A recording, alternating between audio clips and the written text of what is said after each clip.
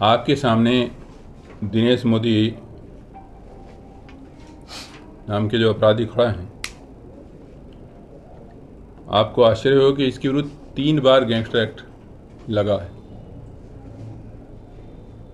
अन्य घटनाओं के अतिरिक्त 3 बार तो गैंगस्टर एक्ट की इसके विरुद्ध कार्रवाई हुई है। इतना दुर्धर्ष अपराधी है।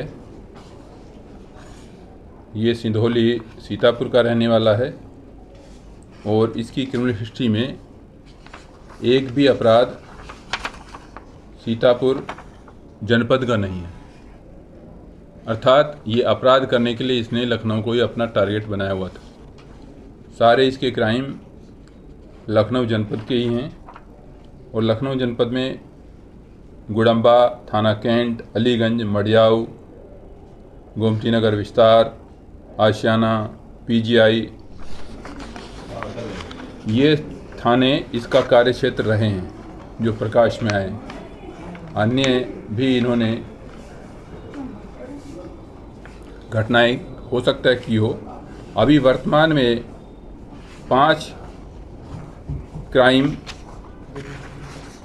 अनावरित हुए हैं, उसमें 3 थाना पीजीआई क्षेत्र की लूटें हैं, एक आशियाना की और एक गोमती नगर विस्तार की। इनको ट्रेस करने में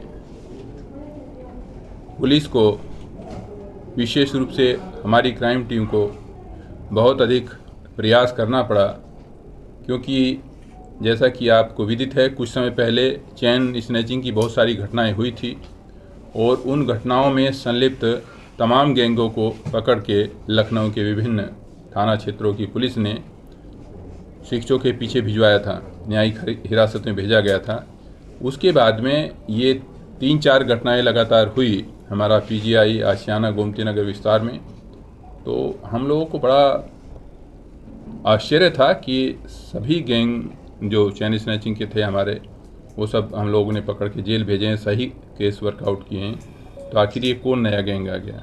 तो अब ये स्पष्ट हुआ कि ये सिंधौली थाना का जो सीतापुर के अंतर्गत है, वहाँ के रहने वाले ये लोग हैं और वहाँ से आकर यहाँ पे घटना करके चले जाते थे। इतने एक्सपर्ट है, जैसा मैंने आपको बताया, इनके विरुद्ध पहले ही 12-13 मुकदमे पहले ही पंजीकृत हैं, जिसमें से 3 बार गैंगस्टर एक्ट में निरुद्धि हुई है दिनेश कुमार मोदी नामक अपराधी की।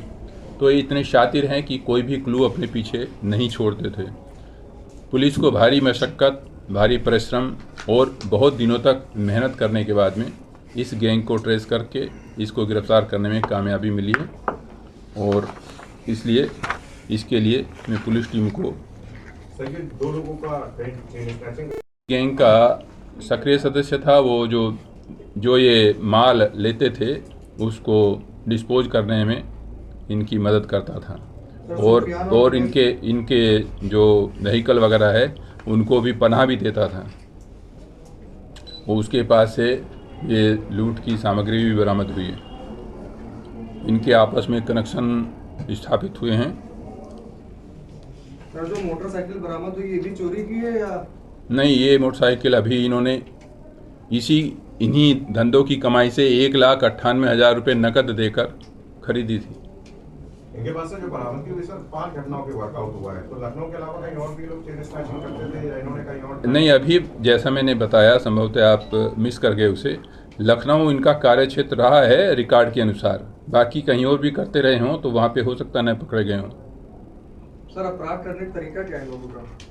अपराध करने का जो चैन स्नैचर्स का होता है, जाते हैं, देखते हैं और फिर छीन के ले के चले जाते हैं। कुछ देर पहले भी आपने सीसीटीवी फुटेज का बताया था सर। नहीं, उन सब चीज़ों का तो इस्तेमाल किया ही जाता है, लेकिन सीसीटीवी फुटेज का इसमें इन लोगों ने उसको डोज करने के लिए विशेष रूप से रात्रि के समय घटनाएं की और बिना नंबर प्लेट की मोटरसाइकिल यूज करते थे। नंबर प्लेट हटा के तब यूज करते थे।